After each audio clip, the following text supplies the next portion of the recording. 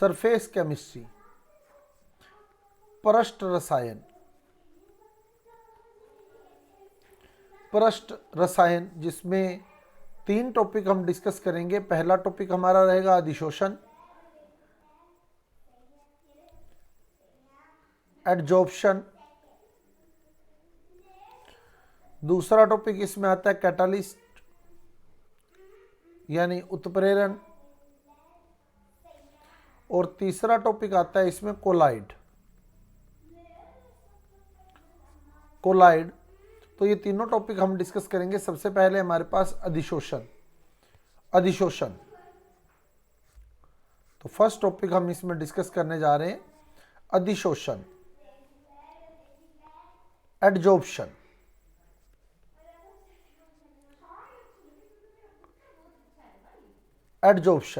क्या होता है अधिशोषण? जैसे हम एक सिंपल सा एग्जांपल लें, ये मान लो वाटर वेपर का एक चैम्बर है,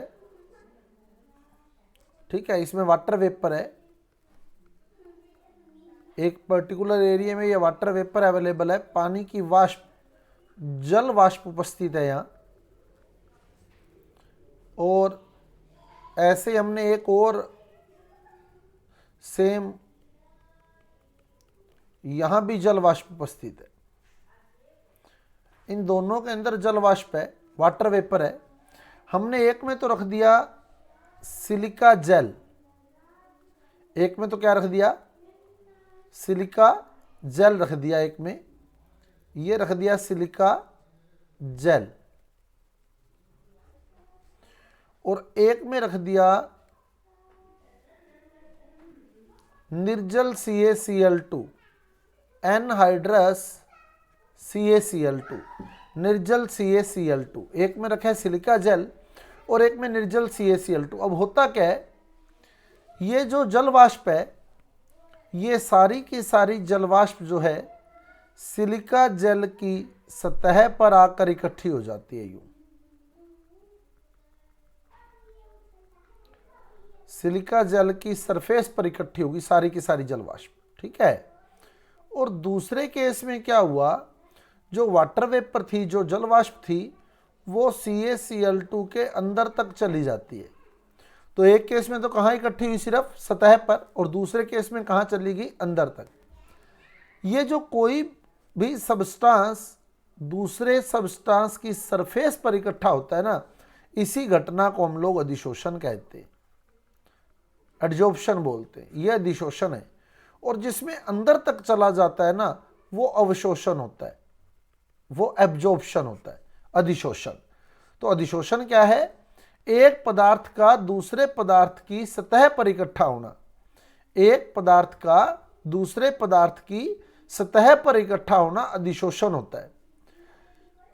अब सतह किसकी थी, इसमें सतह किसकी थी, सिलिका जेल की, सिलिका जेल की सतह थी। तो जो सिलिका जेल है वो यहां अधिशोषक है, अधिशोषक, अधिशोषक, अधिशोषक, एडजोर्बेंट। और जो जल वाष्प है वो है अधिशोष्य, एडजोर्बेट, एडजोर्बेट। तो अब देखो क्या होता है अधिशोषण, अधिशोष्य किसे कहते हैं, एडजोर्बेट क्या है बताओ, एडजोर्बेट, अधिशोष्य क्या है,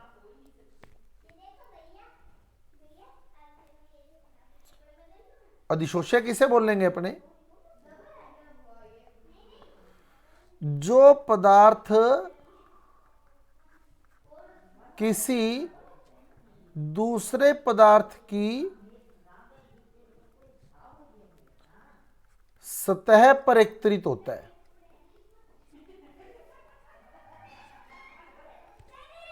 समझ आ गई बात। एक सब्सटेंस अगर दूसरे सब्सटेंस की सतह पर इकट्ठा हो रहा है, तो जो सब्सटेंस सतह पर इकट्ठा हो रहा है वो होता है अधिशोष्य। क्लियर, वो होता है अधिशोष्य। आगे बात समझ। और जिसकी सतह पर इकट्ठा हुआ है, जिसकी सतह पर कोई पदार्थ एकत्रित होता है उसे अधिशोषक कहते हैं। समझ आ गई बात? जिसकी सतह यूज हुई है वो अधिशोषक है। तो सिलिका जेल की सतह यूज हो रही है तो सिलिका जेल अधिशोषक है, और जो सतह पर इकट्ठा हुआ है, जो सरफेस पर इकट्ठा हुआ है, वो अधिशोष्य है। क्लियर? अब अधिशोषण का कारण क्या रहता है? क्या कारण रहता है अधिशोषण का, ये देखना आप। अब आपसे अधिशोषण का कारण पूछता है, मान लो एग्जाम के अंदर, तो इसके कारण में एक तो ऑप्शन आपको पृष्ठ तनाव मिल सकता है। पृष्ठ तनाव, अधिशोषण का जो कारण है पृष्ठ तनाव है। पृष्ठ तनाव को कम करने के लिए, सरफेस टेंशन को कम करने के लिए ही एडजॉर्प्शन होता है। ठीक है? और दूसरा, अगर पृष्ठ तनाव नहीं मिलता तो यूं भी मिल सकता है असंतुलित बल, सतह पर लगने वाला असंतुलित बल। सतह पर असंतुलित बल लगता है, एक ही बात है दोनों में से। अब क्लियर करते हैं हम इसको कैसे। अधिशोषण का जो कारण है, या तो पृष्ठ तनाव मिलेगा ऑप्शन में आपको, या सतह पर लगने वाला असंतुलित बल मिलेगा, इम्बैलेंस फोर्स ऑन सरफेस। अब क्लियर करते हैं अपने। जैसे मैंने ये मान लो एक पात्र में जल ले लिया, ये एक पात्र में जल भर लिया,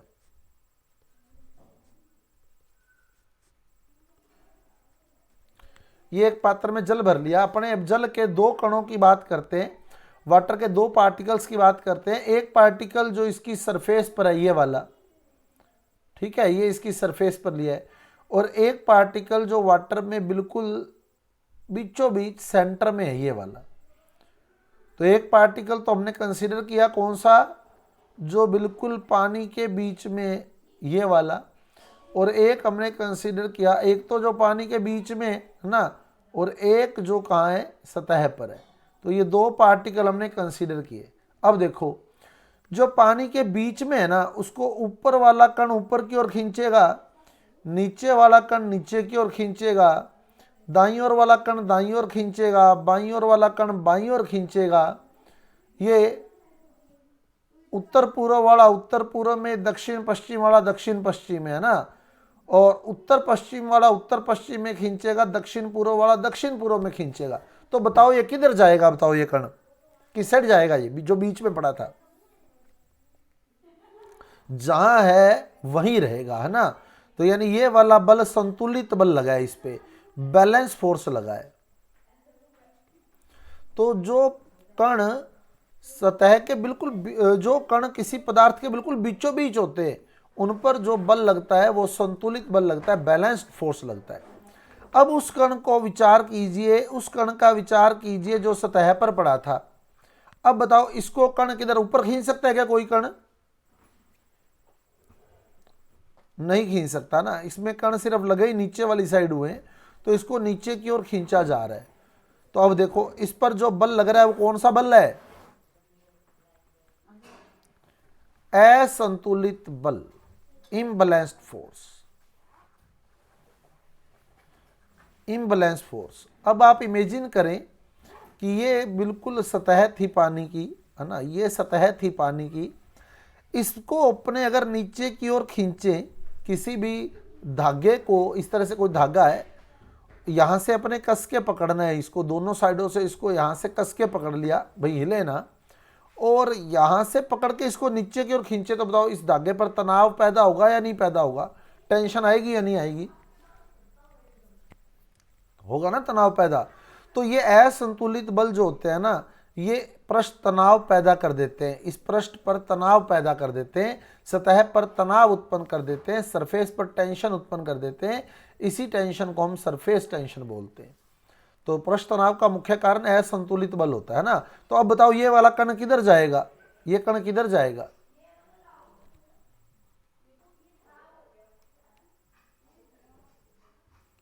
चलो अपने देखते हैं नीचे की ओर जाएगा या नहीं जाएगा। अब ये आप लोग गिलास में पानी लेते हैं, है ना, ये मान लो गिलास है, और आप इस गिलास में पानी भरते हैं, तो क्या सतह वाले कण नीचे गए होते हैं क्या? ऐसे होता है क्या पानी? ऐसे ही आता है क्या गिलास में पानी? ऐसे तो नहीं आता ना। कैसे आता है? बिल्कुल लेवल लेवल में आता है ना, ऐसे ही रहता है ना। यूं तो नहीं होता कि सतह वाला कण नीचे चला गया के, ऐसा तो हो ही नहीं सकता है ना। अब देखो कैसे, क्यों रहा ये लेवल में, ये देखो आप। अब ये इसको नीचे की ओर खींचा जा रहा है, नीचे की ओर खींचा जा रहा है, यानी ये नीचे चला जाना चाहिए, है ना, ये नीचे जाना चाहिए। अब आप इमेजिन करो, मान लो ये अपने इस कण की जगह अपने बैठे हैं और अपने को कोई नीचे खींच रहा है, यानी डुबो रहा है, तो क्या अपने चुपचाप डूब जाएंगे क्या, या चिल्लाएंगे? बताओ, चुपचाप डूब जाएंगे क्या? तैरना नहीं आता मेरे जैसे को, वो डूब जाएगा क्या? यार मैं तो डूब रहा हूँ, कोई बात नहीं, डूबूंगा तो सही। या एक दो बार चिल्लाएगा, जोर भी मारेगा बाहर आने के लिए, या नहीं होगा ऐसा?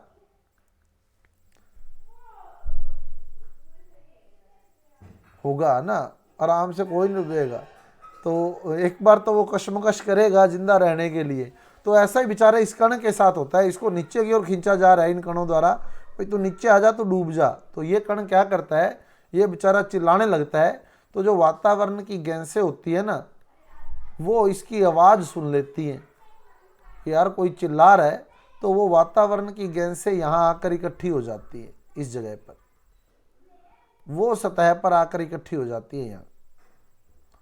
तो अब क्या होगा बताओ, ये गैसें इसको ऊपर की ओर खींचने लग जाएंगी, और ये बल जो था, असंतुलित बल जो था, वो संतुलित हो गया, है ना। किसने किया वो संतुलित? वायुमंडल की गैसों ने, है ना। वायुमंडल की गैसें कहां जुड़ी आकर?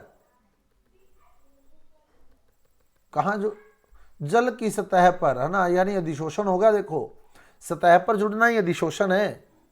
तो अधिशोषण क्यों हुआ? पृष्ठ तनाव को कम करने के लिए। ये वाला कण नीचे की ओर खींचा जा रहा था, पृष्ठ तनाव उत्पन्न हो रहा था, तो इस पृष्ठ तनाव को कम करने के लिए, इसको बराबर ऊपर की ओर खींचने के लिए अधिशोषण हुआ है। असंतुलित बल को संतुलित करने के लिए अधिशोषण हुआ है। आई बात समझ?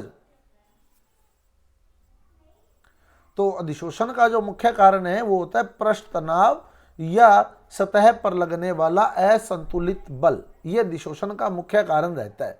ठीक है, अब आप देखो जो अधिशोषक है, अधिशोषक कौन है बताओ इसमें? अब अधिशोषक कौन सा है जो ऊपर आपने लिया है, जो ऊपर हमने एग्जाम्पल लिया है, इस एग्जाम्पल में अधिशोषक कौन है और अधिशोष्य कौन है? अधिशोषक जल है, अधिशोषक जल है ना। वायुमंडल की गैसें जो है वो अधिशोष्य हैं। तो एडजोर्बेंट जो है, अधिशोषक जो है वो तो है जल, और जो अधिशोष्य है वो है गैस। क्लियर? अब अधिशोषक कौन कौन हो सकता है? देखो कौन कौन अधिशोषक हो सकता है। तीन चीजें होंगी आपके पास ऑप्शन में, ठोस, द्रव, गैस। इसमें से बताओ अधिशोषक कौन कौन हो सकता है, एडजोर्बेंट कौन कौन हो सकता है? ठोस और द्रव, गैस क्यों नहीं हो सकती?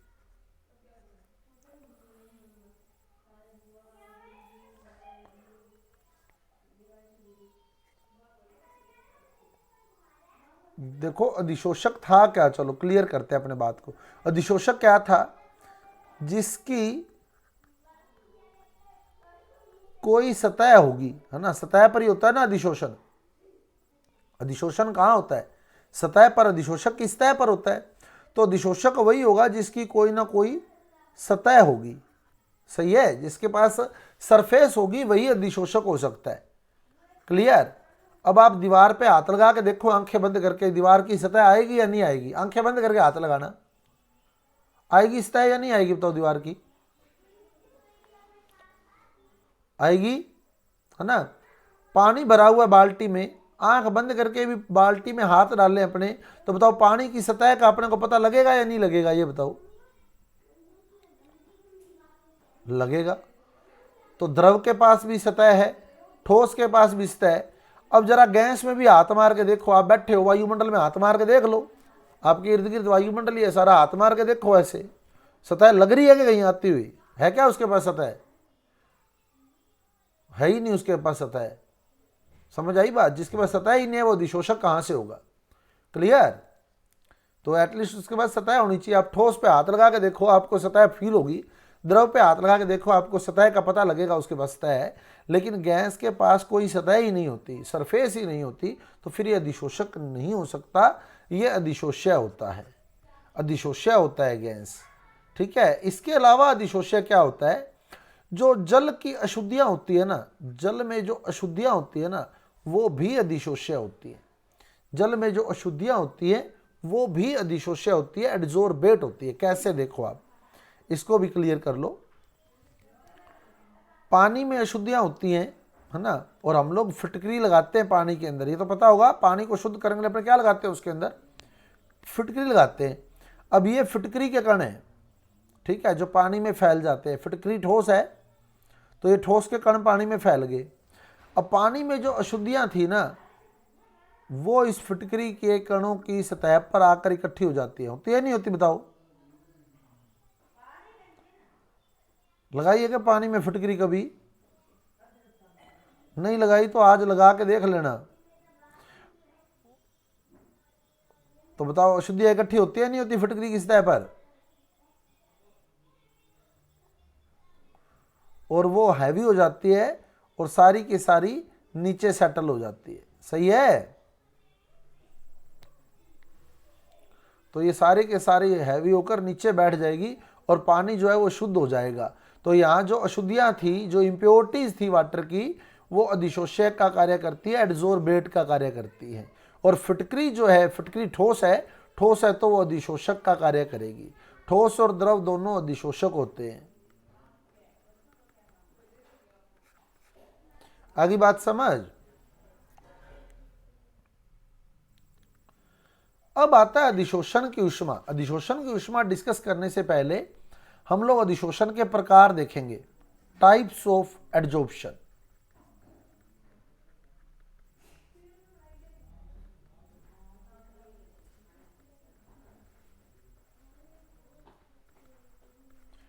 तो अधिशोषण जो होता है वो दो प्रकार का होता है। एक तो भौतिक अधिशोषण और दूसरा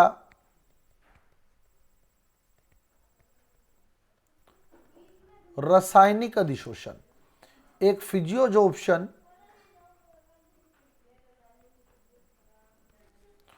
और दूसरा केमिजॉर्प्शन। एक तो होता है फिजियोजॉर्प्शन, एक होता है केमिजॉर्प्शन। भौतिक अधिशोषण और रासायनिक अधिशोषण। भौतिक अधिशोषण क्या होता है? जिसमें ये तो है अधिशोषक, है ना, ये तो अधिशोषक हो गया और ये है अधिशोष्य। इनके बीच में दुर्बल वांडरवाल बल होता है। कौन सा बल होगा दोनों के बीच में? दुर्बल वांडरवाल बल। तो जब अधिशोष्य के अणु, एडजोर्बेट के मॉलिक्यूल अधिशोषक की सतह पर, एडजोर्बेंट की सरफेस पर वीक वांडरवाल फोर्सेस के थ्रू जुड़े होते हैं, दुर्बल वांडरवाल बलों के थ्रू जुड़े होते हैं, तो ऐसे अधिशोषण को हम लोग भौतिक अधिशोषण बोलते हैं। तो भौतिक अधिशोषण में क्या होता है? अधिशोष्य और अधिशोषक के बीच, यानी एडजोर्बेट और एडजोर्बेंट के बीच दुर्बल वांडरवाल बल होते हैं, वीक वांडरवाल फोर्सेज होते हैं। और रासायनिक अधिशोषण में क्या होगा? रासायनिक अधिशोषण में यह अधिशोषक है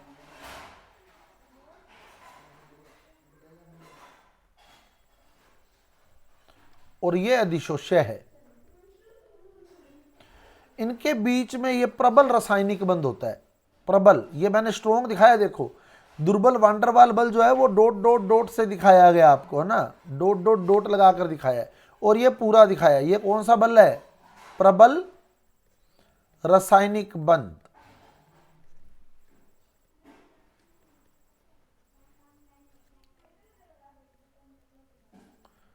स्ट्रॉन्ग केमिकल बॉन्ड। तो रासायनिक अधिशोषण में प्रबल रासायनिक बंध के द्वारा अधिशोष्य और अधिशोषक आपस में जुड़े होते हैं, और भौतिक अधिशोषण में दुर्बल वांडरवाल बॉन्ड पाया जाता है। क्लियर? पहली बात। अब आप खुद बताएं, अगर हम टेम्परेचर ज्यादा कर दें, मान लो टेम्परेचर हाई कर दें, तो कौन सा बॉन्ड इजीली टूट जाएगा, ये बताओ कौन सा बॉन्ड टूट जाएगा? दुर्बल वान डर वाल बल, है ना। टेम्परेचर हाई करते ही ये वीक बॉन्ड जो है टूट जाएगा, सही है। तो इसका मतलब जो भौतिक अधिशोषण होता है ना, वो कम ताप पर होता है, लो टेम्परेचर पर होता है। क्योंकि अगर आप टेम्परेचर हाई कर दोगे तो ये वीक बॉन्ड टूट जाएगा।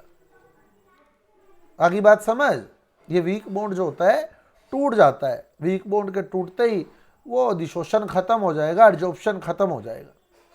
तो भौतिक अधिशोषण के लिए ताप क्या चाहिए? पहला पॉइंट तो ये आ गया कि वीक वान डर वाल फोर्स है। दूसरा, टेम्परेचर क्या चाहिए? लो, टेम्परेचर लो होना चाहिए। क्यों? क्योंकि अगर टेम्परेचर हाई कर दिया तो जो वीक वान डर वाल फोर्सेज हैं वो टूट जाएंगे। टूटते ही अधिशोषण खत्म हो जाएगा, एडजॉर्प्शन खत्म हो जाएगा। आगे बात समझ। थर्ड, क्योंकि ये वीक बॉन्ड है, ये वीक बॉन्ड है, इसलिए ये जो गैस है ना, ये गैस कभी भी सरफेस को छोड़कर वापस ऊपर उठ सकती है। क्योंकि वीक बॉन्ड है, वीक बॉन्ड है तो कभी भी टूट सकता है, ये तो है ना। वान डर वाल बॉन्ड सबसे वीक बॉन्ड होते हैं, ये कभी भी टूट सकते हैं। तो एक गैस, अगर ये बॉन्ड टूट गया तो गैस जो है वो सरफेस छोड़कर ऊपर उठ जाएगी ना। इसलिए हमें क्या करना है, यहाँ हाई प्रेशर लगा के रखना है ताकि गैस ऊपर ना उठ जाए। तो हमें प्रेशर क्या रखना है, यहाँ दाब क्या रखना है? हाई प्रेशर रखना है। क्यों? क्योंकि अगर वीक बॉन्ड टूट गया तो वो गैस ऊपर उठ जाएगी, इसलिए हमें प्रेशर हाई रखना है। प्रेशर लो नहीं होना चाहिए वहाँ, क्योंकि लो प्रेशर हुआ तो हो सकता है बॉन्ड टूट जाए और गैस जो है वो वापस एटमॉस्फेयर में चली जाए। तो भौतिक अधिशोषण ये बहुत ही इंपॉर्टेंट क्वेश्चन है। भौतिक अधिशोषण की शर्त है, तो भौतिक अधिशोषण की शर्त है निम्न ताप उच्च दाब। ताप कम होना चाहिए और दाब ज्यादा होना चाहिए। लो टेम्परेचर होना चाहिए, हाई प्रेशर होना चाहिए। क्लियर? और यहां देखें, अपने यहां देखें तो ये उच्च ताप पर होता है, इसके लिए टेम्परेचर ज्यादा करना पड़ता है अपने को। क्यों? क्योंकि ये स्ट्रॉन्ग बॉन्ड वही बनाएंगे, स्ट्रॉन्ग बॉन्ड है, और स्ट्रॉन्ग बॉन्ड वही बनाएगा जो मॉलिक्यूल एक्टिव है ना। सक्रिय अणु ही रासायनिक बंध बनाते हैं। जो अणु सक्रिय होते हैं, जो अणु सक्रिय होते हैं ना, वही रासायनिक बंध का निर्माण करते हैं। सही है, सक्रिय अणु ही रासायनिक बंध बनाते हैं। और हम लोग पढ़ते हैं कि अणुओं को सक्रिय करने के लिए ताप बढ़ाना पड़ता है। जो अणु निष्क्रिय होते हैं, अगर हम उनको टेम्परेचर दे दें तो वो एक्टिव हो जाएंगे। मैंने आपको केमिकल काइनेटिक्स कराते टाइम एक सिंपल सा एग्जांपल दिया था इसका, कि क्लास टीचर क्या करता है, जो बच्चे नहीं पढ़ते वो क्या करता है, आकर क्लास का टेम्परेचर क्या करता है, लो ही रखता है क्या? अगर मान लो बच्चे नहीं पढ़ रहे तो क्या करेगा, क्लास में आकर टेम्परेचर हाई कर देगा। सही है। और टेम्परेचर हाई करते ही अगले दिन क्या होगा, जो नहीं पढ़ रहे थे वो पढ़ के आएंगे या नहीं आएंगे, बताओ?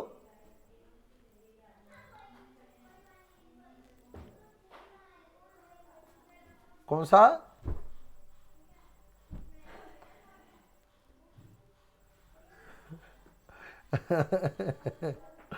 वो तो देखो, लेकिन टेम्परेचर वाला भी दिया होगा एग्जाम्पल ना। टेस्ट तो ऐसे वो रिपीट हो जाता है बार बार। बिल्कुल, टेस्ट में तो ऐसे, अगर अपने मान लो उसको दे दिया भाई टेस्ट ले तैयार करके आना कल, तो अपने वो 2 बार 3 बार पढ़ लेते हैं बच्चे, तो थोड़ा बेनिफिट मिलता है उसका अपने को ना। लेकिन टेम्परेचर अगर मान लो कोई बच्चा पढ़ ही नहीं रहा बिल्कुल ही, तो फिर अपने क्या करते हैं, उसके 2-4 लगाते हैं, लगानी पड़ती है, मजबूरी होती है हमारी, है ना। तो टेम्परेचर हाई कर देते हैं। हाई टेम्परेचर करने पर क्या होता है, पढ़ के आता है नहीं आता, बताओ? अगले दिन आएगा। अपने भी स्कूल में मैंने बताया, बिल्कुल बताया होगा 100% आपको।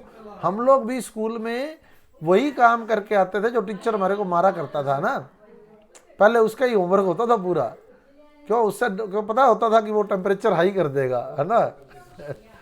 समझ गए? तो ताप क्या होना चाहिए, उच्च होना चाहिए। ठीक है।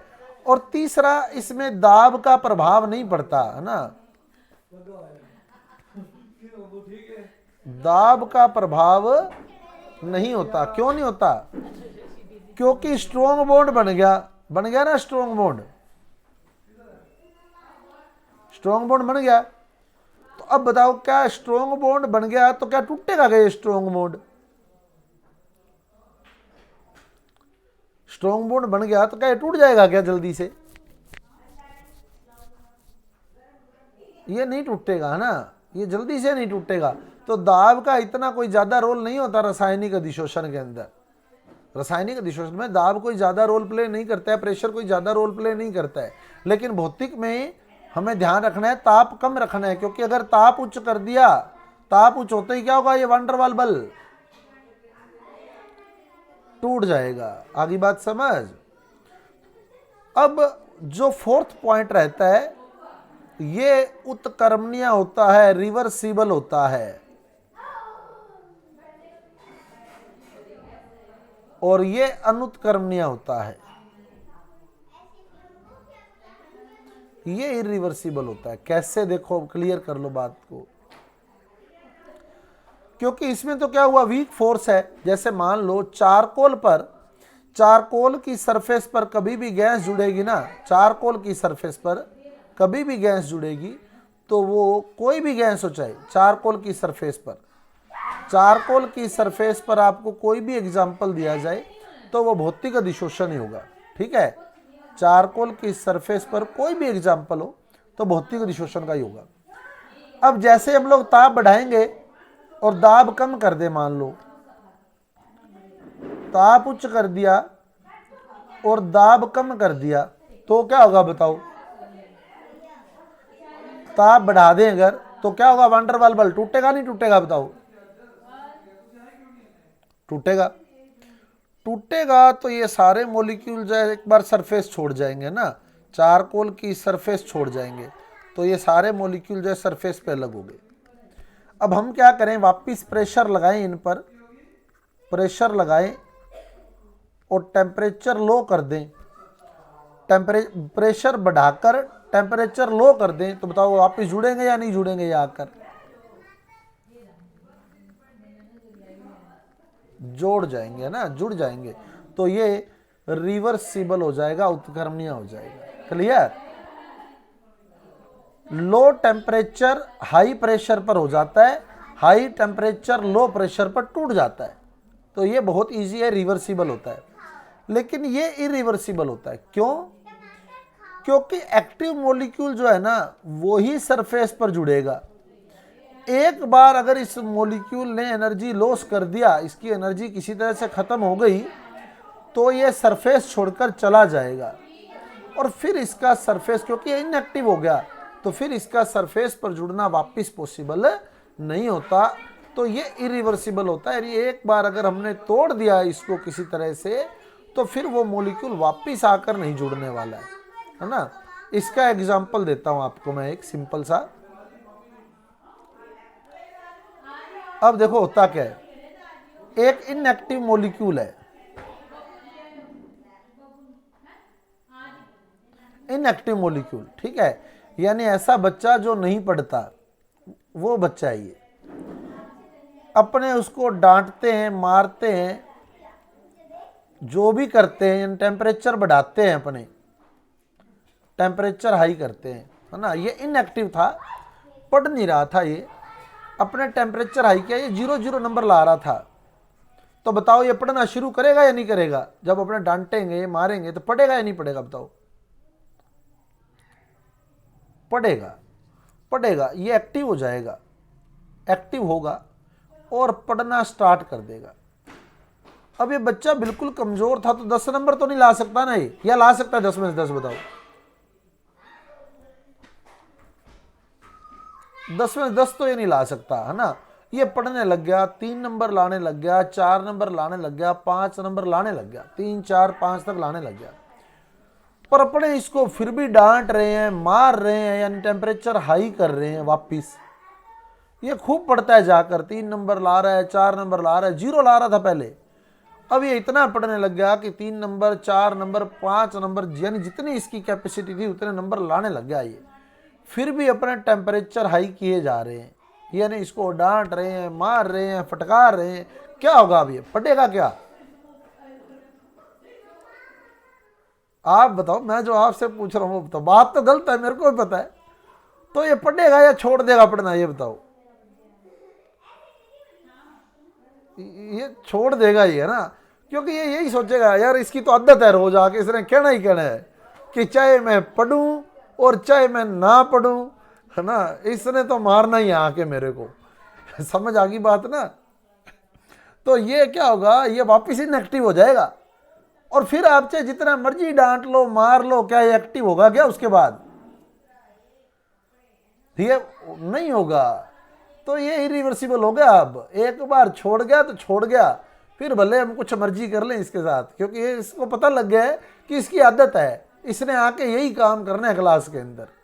तो इसलिए इनएक्टिव मॉलिक्यूल को अगर हम एक बार टेम्परेचर हाई करके एक्टिव कर देते हैं और ये बॉन्ड बना लेता है, उसके बाद हमें टेम्परेचर रोक देना चाहिए। यानी अभी बॉन्ड बना गया है, अपनी मैक्सिमम कैपेसिटी के अकॉर्डिंग काम कर गया जितनी इसकी कैपेसिटी थी, पर अपने जो अपना टॉर्चर था इसके ऊपर वो कंटिन्यू किए जा रहे हैं। तो ये वापस ये यही कहेगा यार दफा घर, इसने तो आके मारना ही मारना है मेरे को। सही है, मेंटलिटी बन जाएगी इसकी। और स्वाभाविक भी है कि वो हम उसको प्रताड़ित कर रहे हैं, कुल मिला के मेंटली टॉर्चर कर रहे हैं, भाई तेरे को तो मैं मारूंगा ही मारूंगा चाहे कुछ ही हो जाए।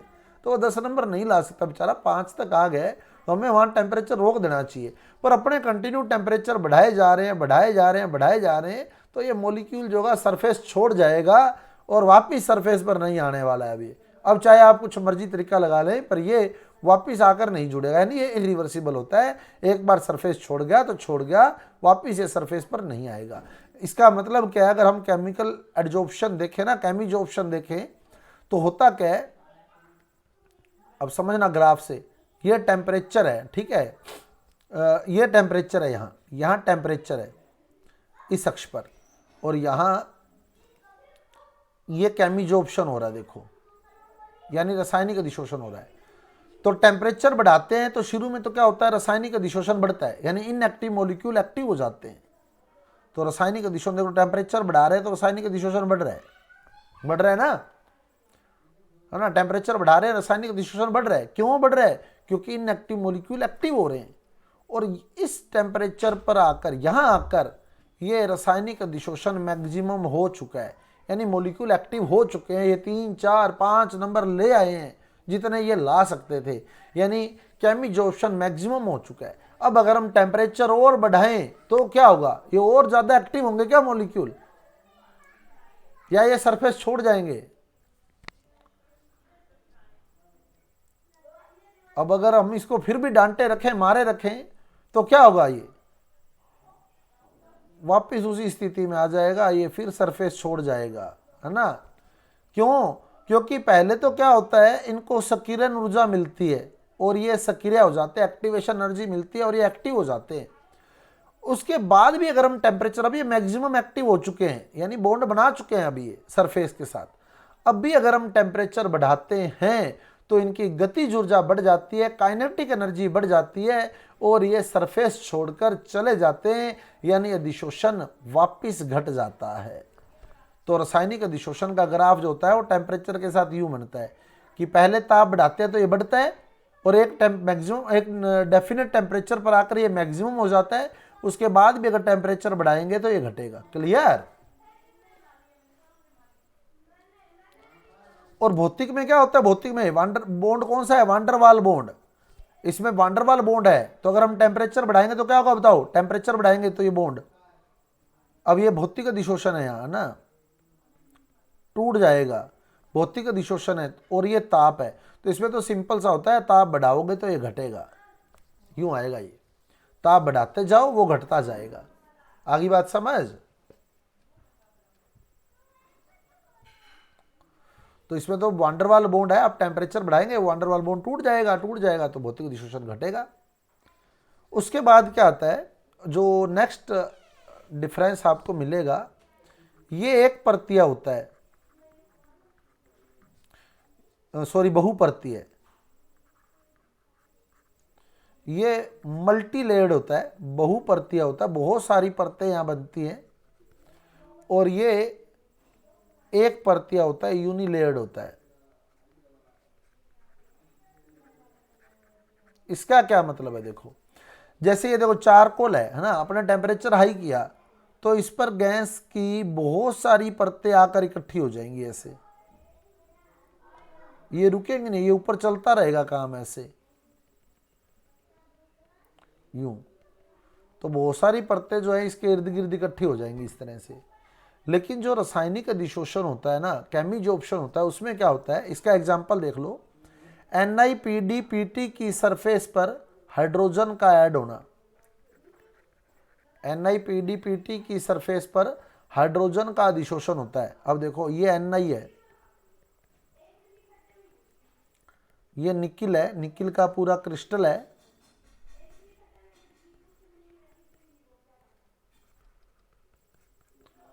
अब इसकी सरफेस पर हाइड्रोजन जुड़ेगी, तो ये हाइड्रोजन जुड़ रही है यहाँ देखो इस जगह पर, ये फ्री वैलेंसीज है इसकी, जहां हाइड्रोजन ने आकर केमिकल बॉन्ड बनाना है, तो ये हाइड्रोजन आ गई।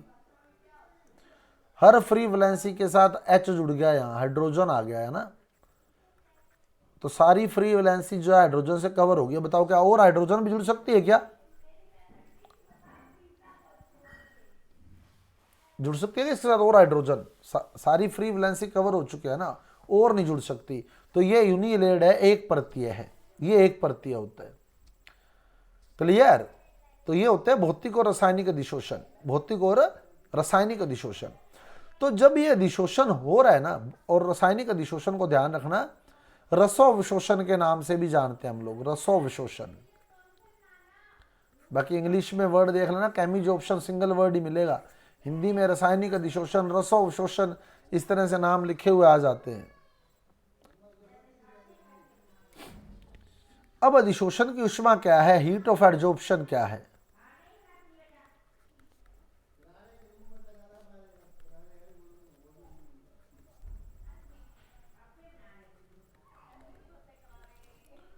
अधिशोषण की ऊष्मा, जब अधिशोषण होता है ना, तो ऊष्मा मुक्त होती है, हीट रिलीज होती है। तो ये जो मुक्त होने वाली ऊष्मा होती है ना, इसी ऊष्मा को अधिशोषण की ऊष्मा कहते हैं। नाम ही बता रहा है देखो, अधिशोषण की ऊष्मा। यानी जब अधिशोषण होगा तो क्या होगा, ऊष्मा निकलेगी। ये निकलने वाली ऊष्मा ही क्या कहलाती है, अधिशोषण की ऊष्मा कहलाती है। ये निकलने वाली ऊष्मा ही अधिशोषण की ऊष्मा कहलाती है।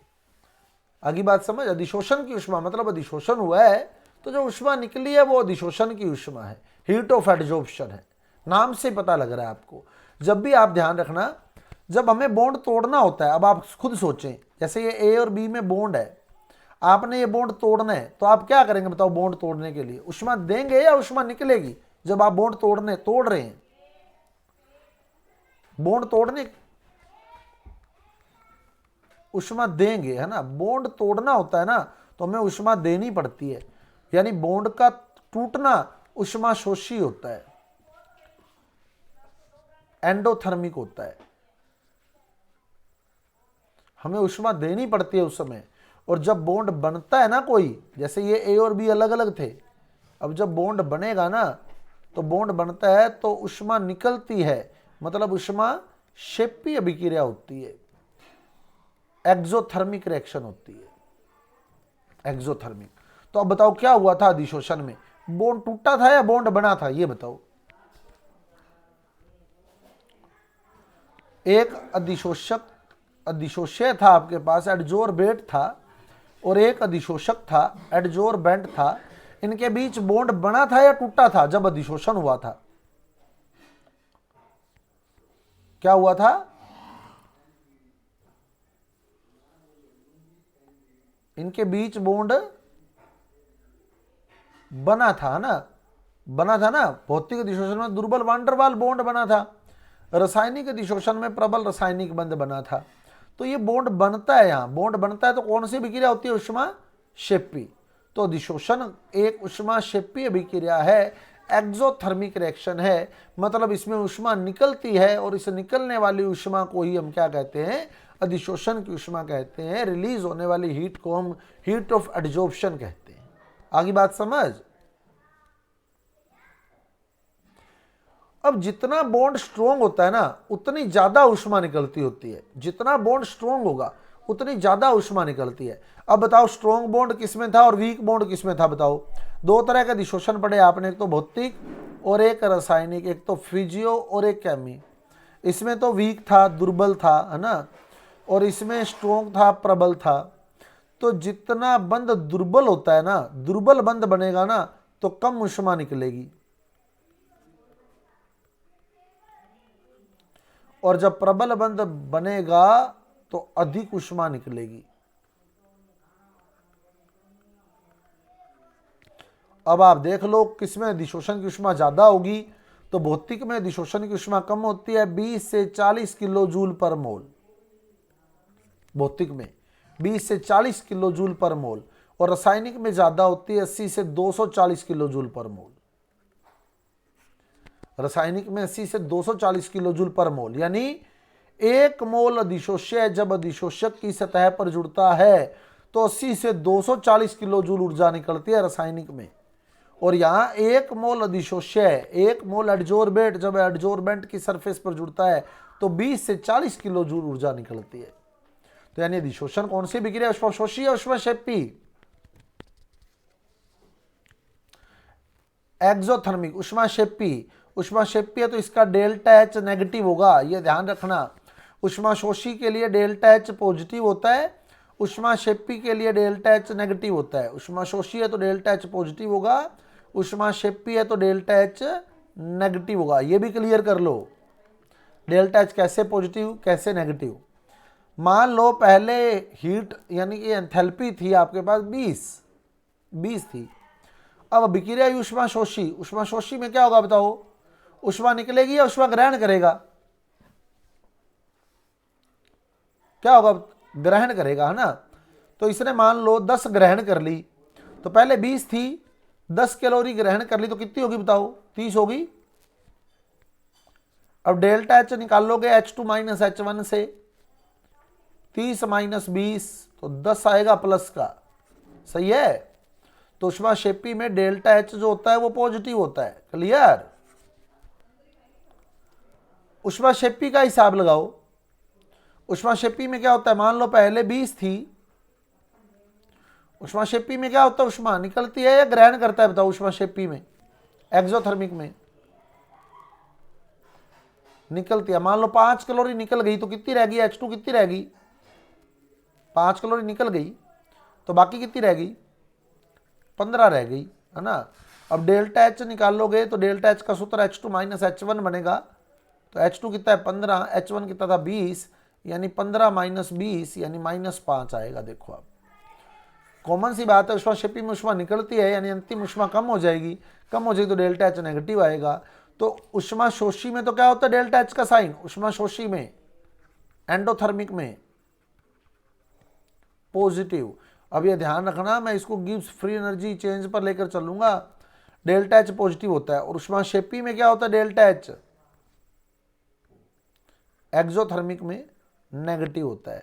ये आपके जब आप लोग चैप्टर करेंगे ना उष्मा गति की, उसमें भी काम आएगा ये। ऊष्माशोषी में डेल्टा एच पॉजिटिव, ऊष्माक्षेपी में डेल्टा एच नेगेटिव, एंडोथर्मिक में डेल्टा एच पॉजिटिव होता है, एक्सोथर्मिक में डेल्टा एच नेगेटिव होता है। आगे काम समझ इतना। अब अपने यहां ये भी देख ले कि अधिशोषण जो होता है ना, अधिशोषण एक ऊष्माक्षेपीय अभिक्रिया है, एक्सोथर्मिक रिएक्शन है। तो ये लो टेम्परेचर पर होती है, एक्सोथर्मिक रिएक्शन हमेशा लो टेम्परेचर पर होती है। क्यों होती है वो भी क्लियर कर लो। एक्सोथर्मिक रिएक्शन जितना आप टेम्परेचर कम रखेंगे ना उतनी बढ़िया होगी, लो टेम्परेचर पर होती है, कम ताप पर होती है। गिब्स मुक्त ऊर्जा समीकरण क्या है बताओ, गिब्स मुक्त ऊर्जा समीकरण, Gibbs free energy change equation क्या है, डेल्टा जी बराबर क्या समीकरण है बताओ, delta H minus T delta S, delta G बराबर delta H minus T delta S, ये गिब्स मुक्त ऊर्जा समीकरण है। डेल्टा जी बराबर delta H minus T delta S, ठीक है। अब मैं बात कर रहा हूं अधिशोषण की, एडजॉर्प्शन की।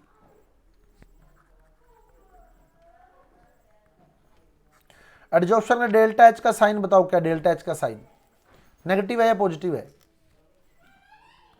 नेगेटिव है। क्यों, क्योंकि ये ऊष्माक्षेपी है ना, और ऊष्माक्षेपी के लिए डेल्टा एच नेगेटिव होता है। डेल्टा एच नेगेटिव है। डेल्टा एस क्या होता है बताओ? डेल्टा एस एंट्रोपी चेंज है ना, एंट्रोपी परिवर्तन। अधिशोषण में बताओ एंट्रोपी घटती है या बढ़ती है? अधिशोषण में एंट्रोपी, एंट्रोपी यानी अव्यवस्था। एंट्रोपी की एक सिंपल सी बात करें तो अव्यवस्था क्या होता है? अधिशोषण में घटती है बढ़ती है?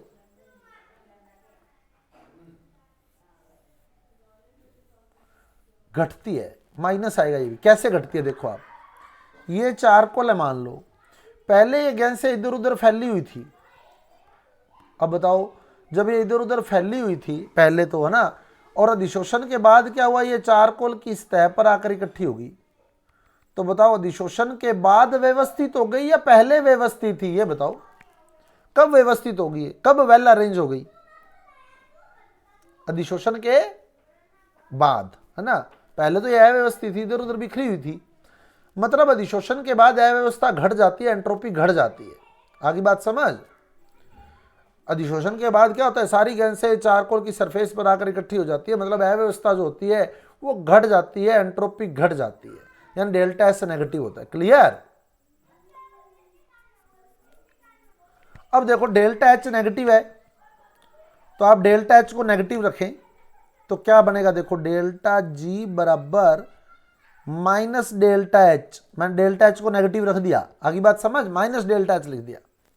और डेल्टा एस भी नेगेटिव है, डेल्टा एस भी नेगेटिव है, और ये नेगेटिव जब मिलेंगे तो क्या बन जाएगा बताओ? नेगेटिव नेगेटिव क्या बन जाएगा? पॉजिटिव। अब मैंने ये इक्वेशन लिख दी, समझ आई बात या नहीं आई? कैसे लिखी है? क्योंकि डेल्टा एच नेगेटिव था तो मैंने माइनस का लिख दिया इसको, और डेल्टा एस भी नेगेटिव था तो माइनस और माइनस मैंने प्लस लिख दिया यहां। आगे बात समझ? माइनस माइनस प्लस हो गया। क्लियर? समझ है ना? तो क्या बन गया? डेल्टा जी बराबर minus delta H plus T delta S. अब स्पॉन्टेनियस रिएक्शन के लिए, स्वतः प्रक्रम के लिए, स्पॉन्टेनियस प्रोसेस के लिए डेल्टा जी क्या होना चाहिए बताओ? स्पॉन्टेनियस के लिए डेल्टा जी नेगेटिव होना चाहिए, पॉजिटिव होना चाहिए? नेगेटिव। कोई भी स्वतः प्रक्रम जो होगा, स्पॉन्टेनियस प्रोसेस जो होगा, ये भी बहुत इंपॉर्टेंट क्वेश्चन है, सीधा ही पूछा जाता है आरपीएससी में। स्वतः प्रक्रम के लिए डेल्टा जी का मान होता है, तो स्वतः प्रक्रम में डेल्टा जी नेगेटिव होता है, नेगेटिव होता है। स्पॉन्टेनियस के लिए डेल्टा जी नेगेटिव होता है ना। अब आपके पास दो कंडीशन है देखो, एक तो आप टेम्परेचर हाई रखो और एक आप टेम्परेचर लो रखो, हाई टेम्परेचर लो टेम्परेचर। अब आप देखो जब आप टेम्परेचर हाई करोगे, टी को ज़्यादा करोगे, इस टेम्परेचर को ज़्यादा करोगे तो टी डेल्टा एस बड़ा हो जाएगा, बढ़ जाएगा T delta S. Temperature high है तो टी डेल्टा एस की वैल्यू बढ़ जाएगी डेल्टा एच से। T delta S temperature high है, टेम्परेचर हाई है तो टी डेल्टा एस बड़ा हो जाएगा। अब आप देखो टी डेल्टा एस तो प्लस का है और डेल्टा एच माइनस का है, तो हाई टेम्परेचर पर टी डेल्टा एस बड़ा हो गया।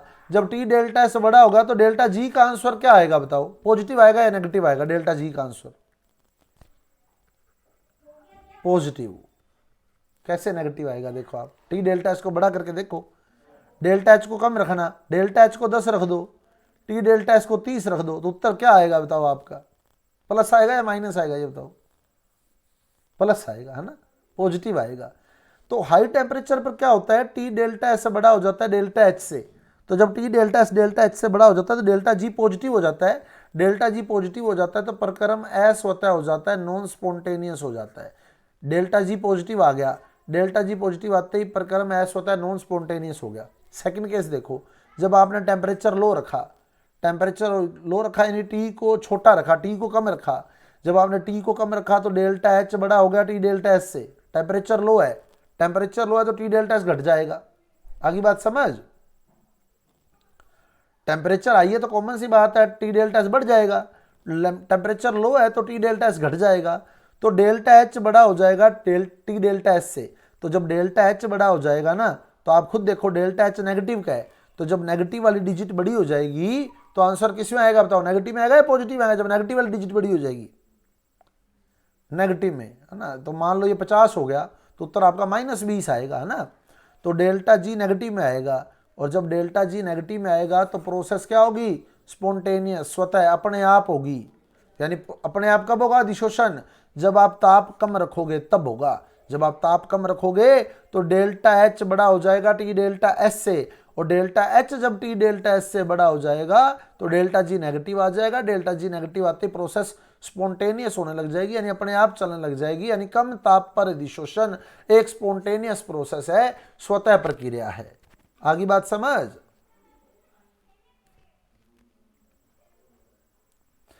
क्लियर है टॉपिक।